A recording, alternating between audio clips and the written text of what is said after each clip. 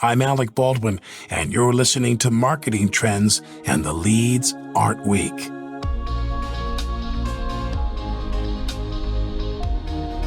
Sometimes the best marketing campaign is the one you never expected. In an age when every shareable moment matters, especially because getting consumers to engage with your product can feel tiresome, Ring has built an empire of smart home devices off of those shareable moments. Our marketing teams are very performance-driven in terms of where we're spending our dollars, and certainly paying attention to things such as share of voice and earned media and sort of engagement that we have. The teams are really aware of what's happening and how those videos are really powerful in terms of delivering context behind our products and what they're doing. Founded in 2013, Ring has grown from its humble beginnings as a video doorbell into a full-fledged line of products and services that include security cameras, smart lights, and security systems. On this episode of Marketing Trends, Mimi Swain, the Chief Revenue Officer at Ring, offers up examples of how Ring uses these shareable moments to build a community of loyal users, and also expands on how Ring expanded its product line from a modest doorbell to a robust offering. Plus, Mimi dives into how Ring capitalizes off the community of users its Neighbors app has built, and she talks about the importance of showing up where your customers are. Enjoy this episode. This message is brought to you by Salesforce. Hey marketers, today's B2B buyers are more complex than ever, and every buying committee has different needs and goals. Salesforce can help. We'll show you how to put each and every customer at the center of your B2B marketing strategy, and you'll learn how top brands like Lyft approach account-based marketing. Salesforce, market to every account, speak to every buyer. Find free B2B marketing and ABM resources at sfdc.co/every-buyer. Welcome to Marketing Trends. I'm Ian Faison, host of Marketing Trends, and today we are joined by a special guest. Mimi, how are you? Doing well. Thanks for having me, Ian. So excited to have you on the show. Excited to have a Chief Revenue Officer on the show. We obviously always talk about how marketing leaders become CMOs, how they become CROs, and being close to revenue. And what a chance to talk revenue with you and all the amazing things at Ring. I have a Ring. Aaron, our producer, has a Ring. So we're going to be talking all that and your background. So let's get into it. How'd you get started in marketing? Oh, I think I'm so excited to hear you guys are, Ring owners and love to talk through your experience. But as far as like my start in marketing, I've always been really interested in consumer behavior, and I loved retail. And I used those two interests as the launch pad for my career. I've been really honored to work for some incredible brands. Before Ring, I worked at Dyson and I worked at Sonos. At Dyson, I actually started in the field with them, managing a territory that spanned, the Midwest across Kansas, Missouri, and Oklahoma, which really meant a lot of road time. But I really, in that role, got a lot of firsthand customer experience. I was doing a merchandising role, so working with like retailers, but also I eventually, worked my way into a corporate marketing role. And I used, that experience in retail and that, focus on the customer to really put that into the work that I was doing every day. And it was an incredible learning experience. I, as a marketer, I talk a lot about these toolbox of experiences. I just took every opportunity to learn as much as I could, to put into this toolbox. And I just became known as this person who could get stuff done. And so I worked across trade marketing, I worked in product marketing. And then after a few years of being at Dyson, I went to Sonos. My husband actually had an opportunity to move to Los Angeles. And so I took an opportunity to work at Sonos. And at the time, they were doing a lot of work in professional installation, and they wanted to expand into mass. And so I led their AMPAC retail function to help with their mass expansion. It coincided with the time that they were relaunching the brand. And so it was really experience driven. I'm a music lover. And so that was just fun for me to think about how to bring experience into marketing, how we were translating something that seemed very technical to make it really consumer friendly, to sell at a Target, to sell at a Best Buy. And I took those collective experiences, to lead me to Ring. And that was, I think, a big part of what drove the success I've seen at Ring so far. It's you really have picked some of the iconic brands. I had a Dyson for many years. In fact, I'm in the market for a new vacuum. I borrowed my sister's vacuum and I never gave it back. So I'm in the market for a new one, but and no Sonos yet, but I'm also looking for a home theater system. So, I'm happy to talk offline about how we can sort of like outfit your home. There we go. I know. Across vacuums. We'll get it all set up. Systems. Well, and I think it kind of speaks to this broader shift that is, houses changing, innovation in products, and how, people like yourself, really sharp marketers, were at these companies to get these, iconic brands in millions and millions of homes. And I'm curious, flash forward to your time at Ring, you're the CRO. Why the chief revenue officer? What does the chief revenue officer do for Ring? Yeah, I'm glad that you mentioned it because it's sort of been a title that's sort of come up in the last few years. And I think so much of the work today, I think just given that I have so many groups that report to me that are all working on how to drive recognition and revenue for Ring, it was like, what's the right sort of title for me that would be all encompassing, given that I have such a sort of a broad group of folks that are working, within my organization to, deliver for our customers. And so revenue just seemed to be like the best fit in terms of like where our focus is, because we, within my group, we're always thinking about ways we can continue to invent for the customer. How do we deepen our relationships with our external like retail partners, such as like a Best Buy or Home Depot? What are the different like programs and pricing we're putting together? So revenue just seemed to be a, sort of a better fit in terms of where our focus is and, the efforts that the team are putting together behind, our initiatives. And so how much do you think about, I don't want to say traditional marketing, because it sounds like a lot of those things, I'd argue,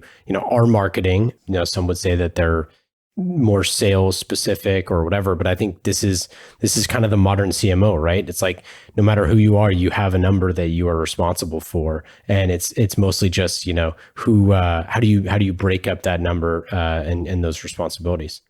Yeah, I think it all goes back to how are you driving relevance for your brand, how are you driving engagement, and I think it comes across in a number of different ways. I think certainly within my team and organization, it's very focused on promotionally driven things, campaigns, specific things that are happening with partners.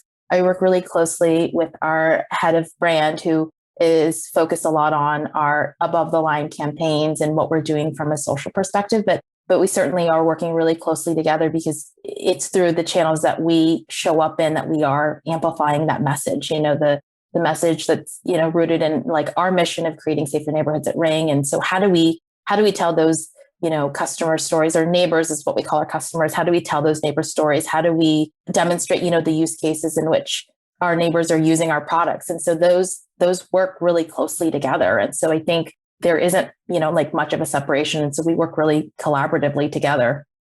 This past year, obviously we've been at home a lot, and we've gotten way more packages. We've gotten, there's been a rise in all sorts of things that are going on. I'm sure we'll get into that a little bit, but it seems like a solution like Ring, should have been around a long time ago. And when it came around, it was this obvious, oh my goodness, like, the doorbell has been the exact same for a long time. And now we can see who's there. And, we've all seen I feel like I see a video of some sort of viral Ring video on Instagram just about every day at this point.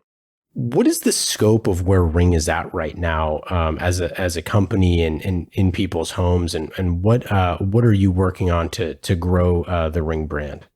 Yeah, I think you bring up an interesting point, Ian, because we like every day, hear those stories about how our products are bringing, impact to like our neighbors' lives. Like I'm reminded of a story from just even in March about like a Ring camera that like alerted a family in Quincy, Massachusetts about like this massive, it was a sleeping family and there was a massive house fire, and, the camera allowed them to safely evacuate, their home before it was destroyed. And they, credited the Ring camera to saving their lives. And so that's, stories like that continue to drive our mission that are like really powerful to hear. Certainly, we also have like the fun stories that, like even you mentioned about like a possum sighting, but certainly like the animal crossings. And so like to have, stories like that, to have neighbors trust us, with like having this connection to their home. I think that's really powerful. That's really helped to build our brand. We started out as this doorbell company, and like it was, bringing,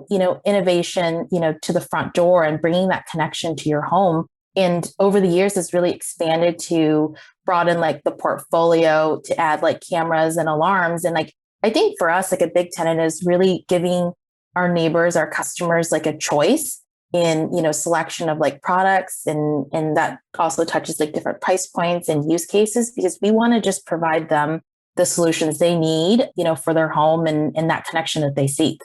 Certainly in 2020, we found ways that like continue to stay connected and bring value to like our neighbors.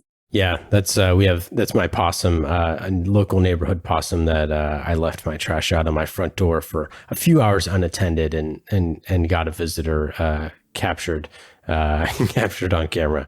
But I think it speaks to this connected home, what everyone is moving towards, understanding when you're not at home, when you are at home, all of these different things that people have an understanding of their security better than ever before.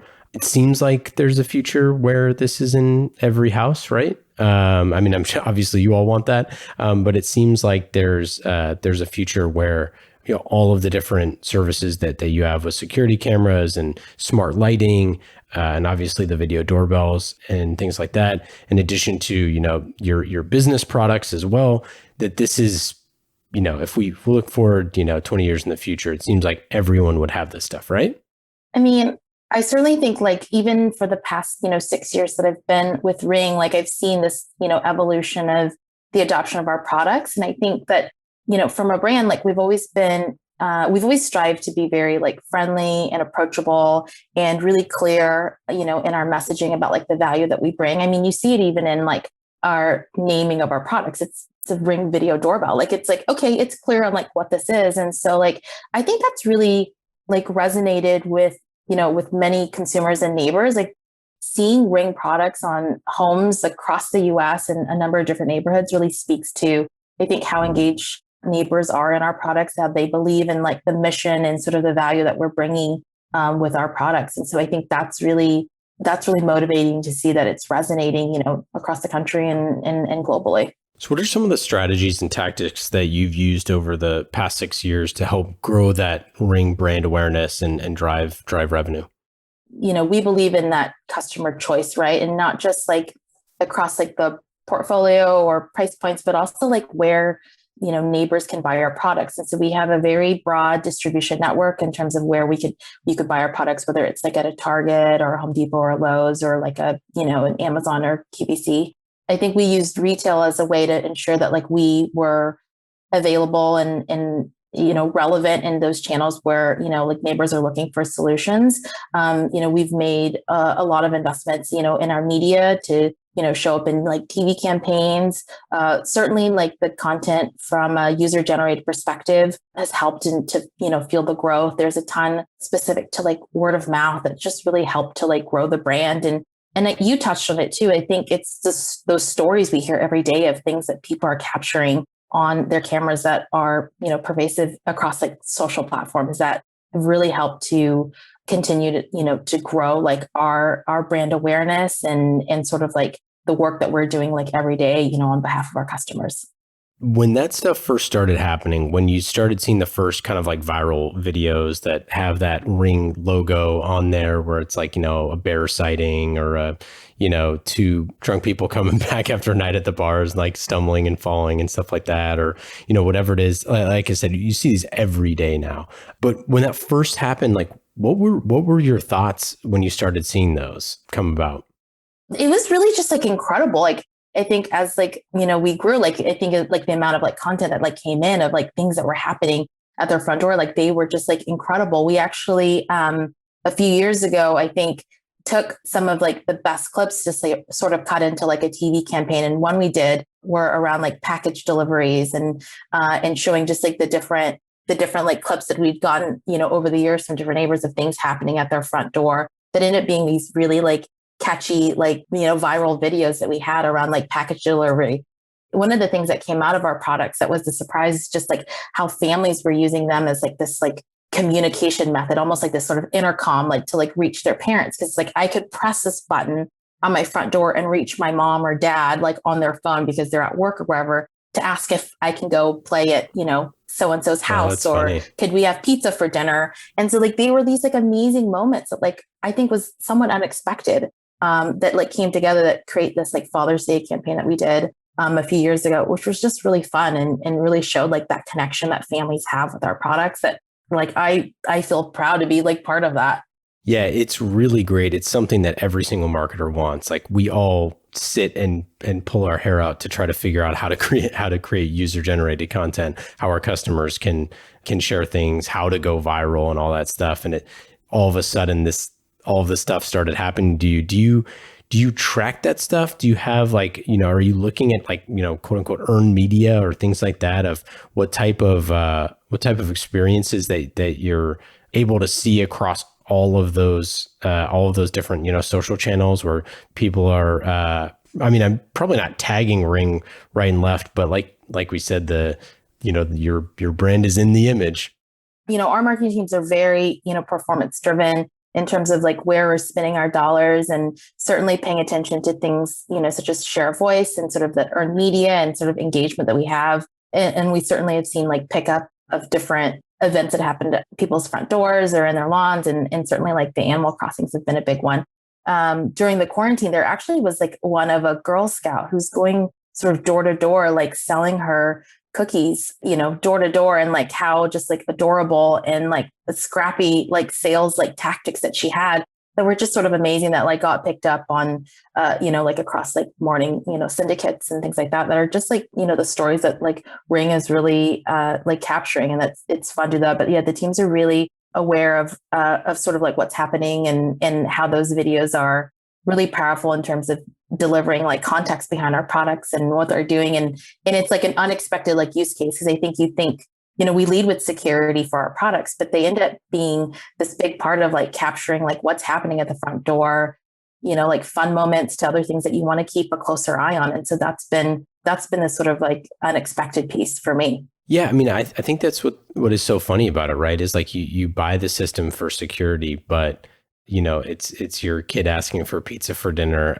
and all of those little memorable moments that really endear people to the product. Yeah, completely. I got my Ring doorbell, I think like 6 years ago. I actually bought it at Home Depot. And I was amazed at how little happened at my front door, but I'm actually okay with that. I was just like, wow, like no one comes to my door during the day, which is actually a good thing. Yeah, no kidding, right? So, you obviously started there, whereas predominantly just the doorbell. Now you have a suite of products. I'm curious, like, how did you think about pivoting from that one place? Because I know that's often a very difficult thing for a company to be able to pivot from their one primary thing that everybody knows them for and adding a whole suite of new things.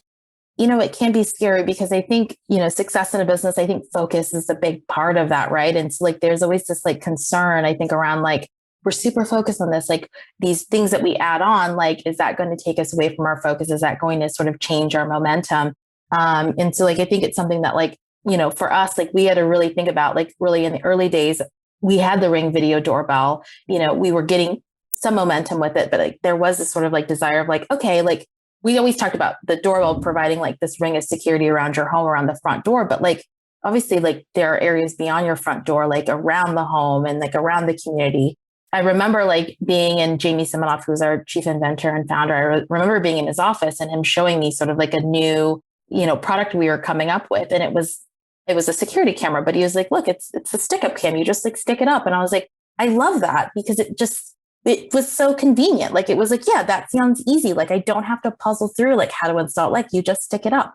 And so I thought it was such a great thing, but it was definitely, for us, like we had to sort of revisit, like, how do we focus? Like, how do we make sure we stay, super relevant, like in the doorbell space in that solution, but also like talk through, these like product expansions. And I think as we did it more like with lighting and we did it with like alarm, it evolved from just like the front door to like those 3 rings of security around your home and around your neighborhood as we were building out like this community aspect of our products. And And so like it became like it went from just being at the front door to being like this whole home security solution that we're really leaning into, because we certainly, are a big part of what we're doing is how do we provide like those solutions to, our neighbors for what they need. And so it was a big shift for us that, didn't happen overnight. And I think we had to get really comfortable, but the teams, they did it. Yeah, I'm curious. So when you pivot into the security space, I mean, I guess technically you've kind of always been there, but as like a newcomer with a new technology and something very different, I'd imagine that those massive amount of early adopters are just excited for something new. But when you're really pushing into the security space where there's a bunch of entrenched people that have been there a long time, how did you think about marketing to customers to pull market share away from other folks that maybe didn't have as innovative solutions, but probably have had customers for years and years? Yeah, I think as we think about, Alarm, there certainly were, players in the space that certainly had a playbook that they were playing from. And I think as we were thinking about Alarm, it was important for us to play at this aspect of like this DIY security solution that was really easy to use and not, cost prohibitive to most users, because I think traditionally it had been a slightly different model that was a lot more hands-on, that was maybe, contract driven. And so I think for us, like a big part of like that fit into like our brand of being like friendly and approachable and really helping neighbors, like, like not have to puzzle through things. I think Ring Alarm for us was a DIY security solution that like was much easier to install. It did have like professional monitoring, but they could do it themselves. They didn't have to be sort of locked into like the traditional model. We were really focused on how do we create this like affordable system that could be, curated to each user's home for like what they needed, and really bring like, peace of mind to customers when they were home or away. I think we focused a lot on the transparency of our message in terms of like the cost, and we thought about different ways that we could intercept how disruptive we were being, within the category that hadn't seen a lot of innovation, create a really engaging, solution for customers. And so we partnered with like our retail partners to like make sure that we showed up in a very relevant way. But I think it was all like rooted in like this really like easy way to like bring, alarm solution like to your home. You mentioned your partners, all the different places that you're selling Ring. I think for a lot of CPG companies, the idea that they could have a really strong go-to-market that's digital first or digital native or what have you is something that they wish they could have. You all obviously have a very strong digital presence, but you also chose to go to market wherever people are kind of looking for this. Can you kind of talk through that that idea and like why it is so important to be everywhere? Yeah, I think it goes back to it's like it's a little bit different because so many companies, as you say now, like kind of started this, like they have their direct to consumer site, and then they, to find additional growth, then like open their own stores or they go through like distribution. I think for us, like we really approach it from the beginning of like retailers being the place that customers were shopping for these solutions. And it was our best way. Like we always thought of just having that real estate in store as like a marketing investment, right? Like to be there and be relevant and have those eyeballs every day of people that were shopping a store. Like it was really important to us. And so like really early on, I think we were focused on this like broad distribution strategy. Like we wanted to show up everywhere it was relevant for anyone who might be looking for, a doorbell solution. Even for me, like before I worked at Ring, like I was thinking about like, where can I get this Ring video doorbell? Like, and I immediately thought of places like in the DIY segment, like I would just go there because that's where I expected to find it. But certainly like partners like, like a Best Buy and Target, like they certainly are, very like relevant partners for us too, that where people are looking for those solutions. And so like we focused on this really broad like distribution so that we could just show up in places where people were shopping and looking for solutions, and we wanted Ring to be there. I think that was a big part of our, our strategy of like marketing on TV to also ensure that we could be found in a lot of different places. And that really worked for us. And in parallel, we were building our, our online business, whether it was through Amazon or our own direct business. For me, like as the chief revenue officer, like it's great to see like all of these different channels that we are playing in, whether it's like through traditional retail. We also do some business with like home builders and also like installers who are doing like these kind of whole home solutions. Like it's great that like Ring can be a big part of Ring and play a part in all of these different channels. You also created an app, which is an interesting thing for a company to do, and a huge endeavor. Obviously, something that needs to be marketed, that needs to have a ton of thought and effort put into the product and marketing and everything. Can you talk about Neighbors by Ring? Neighbors by Ring, it was part of that, third ring of security that I've talked about, like the doorbell being the first ring around the front door, and the cameras being like this ring around your home. And then sort of like the third is around like this community, like neighbor aspect, which ties back to, our mission of creating safer neighborhoods. Like it ended up being like a great like outlet for our neighbors to share what's happening in their neighborhood, to bring like more of that awareness. I think we certainly have found that like as more homes in a neighborhood have like a ring, there's like a greater awareness of like what's happening. Folks are sharing kind of like things that are happening in their homes, so that there's just more of an awareness. And I think it's one of the things that I think comes up a lot around people who certainly talk about Ring. They're like, I'm on the Neighbors app, I've heard about what's happening, or I'm more aware of what's happening. And I think that sort of brings that like peace of mind. But it's been a really important part of like how we differentiate. And it's so closely tied to like our mission of, making neighborhoods safer. Yeah. So what type of thing goes into a product launch like that for an app, especially when you don't necessarily, have that muscle already built on your team?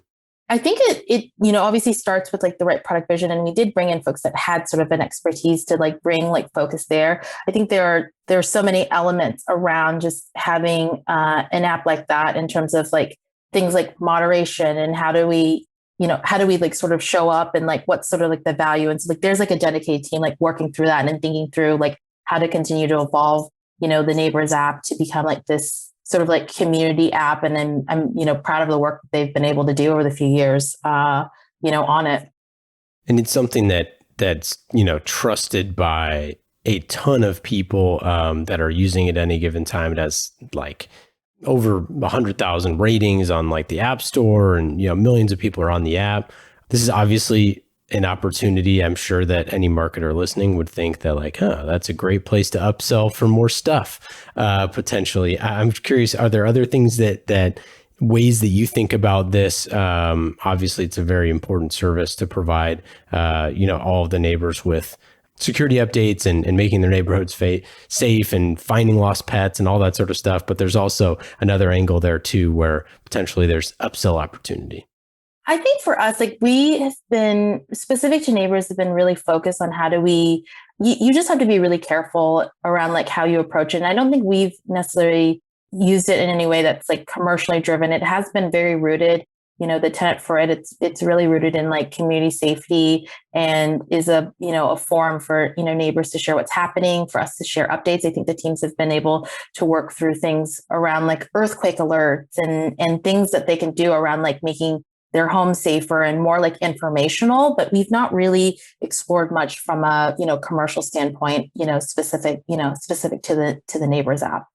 I think, one of the, benefits is you don't actually have to be a Ring user to, download the Neighbors app. And so you could be in an area and, get alerts, but not necessarily be, a Ring user. You certainly can upload clips from your own camera, even if they're not Ring, just to, I think it's all part of like, how do we create that awareness? And, like Neighbors continues to help us, drive our, mission of creating safer neighborhoods. And so we've not really done much from a, commercial standpoint as it relates to it. That's really cool. I didn't realize that you could just upload, anyone could do that. How do you think about your marketing tech stack? What do you think the modern marketing team, just I guess kind of overall from a strategy perspective, how do you think about it? And then what sort of tools and services do you all think about to build a comprehensive data profile for your customers? Specific to like customers, I think we are really focused on like less on sort of like data on our customers, but more like feedback in terms of like how they're using our products, like what the reviews are. And so we're very like religious about reading like, the good and the bad reviews to like take that to help inform, like our marketing strategy, like how we can continue to unpuzzle things for, our neighbors, whether it's through like better education. And so I think we're really focused more on just sort of like, how do we, stay really close to the customer and get that feedback to drive some of the, the actions that we take. I think if I think about some of the metrics that I think it's important, to look at, when you're growing like your brand and product, obviously like your star ratings are really important. But I think if you think about the category that you're playing in, it's important to look at like, your share of voice, like the feedback, the attention, like, those engagement like measures to see if like your messages are like resonating in the way that you want. And then we closely track like attribution and conversion and, tied to anything specific to any like marketing spend that we're doing. You've been at Ring for a number of years here. Do you have any favorite marketing campaigns or just, campaigns in general that you've been a part of or seen? Yeah, this is actually my 6th year with Ring, which is just crazy that it's been that many years. We've worked on a number of different campaigns, but I would say like I've helped to, launch like hundreds of like devices and accessories, with my team. And we've won, multiple awards with retail partners, including like with Lowe's. Last year, we were like their innovative partner of the year. My team is responsible for a record-breaking like 22 million video doorbells sold on QVC on Black Saturday a few years ago. Like that was like, that was something that was just like really incredible, like to be a part of, to have that moment. I think selling on TV for me has been, really interesting because it was a great medium to be able to demonstrate your products. On QVC, they do something called T calls, which are testimonial calls, where they ask for any viewers who have the products to call in and talk about like what they love or hate about the product. Often it's very positive, but it's great to hear from, those neighbors live on like the things that they've caught on their camera, what they loved about it, how easy it was, how customer service took care of them. And so that was really, fulfilling. And so I'm pretty proud of the work we did there. And I actually was a guest for Ring at 3 a.m. with 30 people watching, 27 of those people being people I was related to. That's so funny. But it was great kind of full circle for me to get out of my comfort zone and do that. But I think that's one of the things I've been most proud of. Yeah, that's rad. Not a lot of people doing the live QVC. A lot of pressure there. I mean, at 3 a.m., there's less pressure, but certainly like there are things that like they certainly have a format. They're very conversational and they're selling, but it's a balance you have to straddle between like how much do you get into like some of the details when you're really close to the products and you've worked at the company for so long. Like it's easy to go really deep into it where like you've got to make sure you just like frame it up in a way that's very like understandable and digestible for like the viewers. But if you like drop something or whatever, you can be on those QVC fail videos. You never want to be viral in that way. You don't want to be that sword guy that's that video that's like kind of floating around, right? Or the ladder guy. You got me, Odell. I've probably watched all this. I used to watch those sword. I knew who both of those were because my buddy and I used to watch that like super late at night for whatever reason. Be watching QVC, and I remember watching those guys. So Odell, great. What's next? What's next for Ring? What's next for marketing campaigns and other partnerships and fun things you have in the works? I think for us, like there is, like we're going to go into like the back half, and there are certainly like moments specific to like holiday that like feel a lot of like what we consider like doorbell season, given like the number of deliveries. Certainly like as folks get, more together, I think there's some like natural moments for us to show up, but certainly like, holiday gatherings and things like that. So there's a lot of fun stuff we have planned for like the back half of the year from a campaign perspective. So that's always fun. Halloween is, what I would say is like the Super Bowl of doorbells. Maybe I should say the big game of doorbells. And so like, I'm excited to see, like some of the things that the teams are doing specific, our teams are doing specific for like Halloween. Okay, let's get into our lightning round questions. These questions are fast and easy, just like marketing with Salesforce. Salesforce is the world's #1 CRM, and you want to be marketing on the world's #1 CRM. Go to salesforce.com/marketing to learn more. Salesforce brings marketing and engagement together, and they've been with us for 300 episodes, literally years at this point of marketing trends goodness just for you. Go to salesforce.com/marketing to learn more. Lightning round questions. Mimi, are you ready? I hope so. Number 1, who is your favorite Kansas Jayhawk of all time? Jacques Vaughn. What is the #1 place to eat in Lawrence, Kansas? That's a tough one. I'd say 715, followed closely by Free State Brewery. If you were not in marketing or business at all, what do you think you'd be doing? I think I'd be a chef, but although I think sort of cooking at home for the last 14 months probably got that out of my system, but I'd be a chef. What's your signature dish? Oh, I do a really great like spring roll salad. Ooh, that's good. It's lunchtime here in sunny California, so I maybe a spring roll salad will be in my near future. Do you have a book or podcast or TV show or something that you've been checking out recently?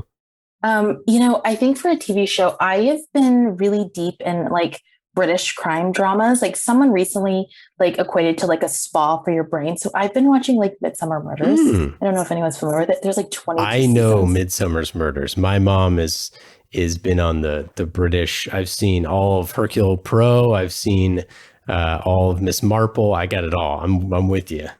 I love it. What do you do for fun? I live in LA, so I love obviously like the restaurant scene. Now things are opening up. Love being outdoors, going on hikes. I play golf with my husband, Jamie. And I love spending time with my daughter, Gabby. She's 14 months old and just incredible. What is your best advice for a first-time chief revenue officer? I think you really have to think about the things that got you to where you are, like aren't the things that are going to get you where you want to be as a leader. So you really have to think about like ways that you're going to continue to scale yourself as a leader. I think hiring is really important. I think it's important not to just hire for skill sets, but hire for like curiosity in terms of like building out your team. And then I think it's really important, like, it's not talked about a lot, but like leadership can be lonely. So I think it's important to have like a network of different point of views, like have your squad of people that can, champion you and bounce ideas off of, and for you to, have a sounding board. Couldn't agree more. Mimi, this has been wonderful having you on the show. Thanks so much for joining us. Any final thoughts? Anything to plug? Oh, by the way, I didn't ask about Chief. Did you want to talk about that as well? I'm happy to touch on it. I think it just speaks to like the, that my last comment around just like having that squad of people that you can trust. I mean, I think it's been incredible for me to have almost like this personal like board of like directors of like strong female leaders for me to, talk to, talk through like any issues I have or questions and just like help each other. Like Chief has been a phenomenal organization that I've been a part of for the last year. Awesome. Mimi's also hiring, so go check out the job board over at Ring. I think if folks that want to, they want to work for a company that's never going to stop like innovating products and services for their customers, that's really customer obsessed, like this is the place to be. So happy for folks to reach out. Yeah, check it out and we'll link it up in the show notes. Maybe. Thanks again. This has been awesome, and take care. Ian, thanks for having me. Have a great day.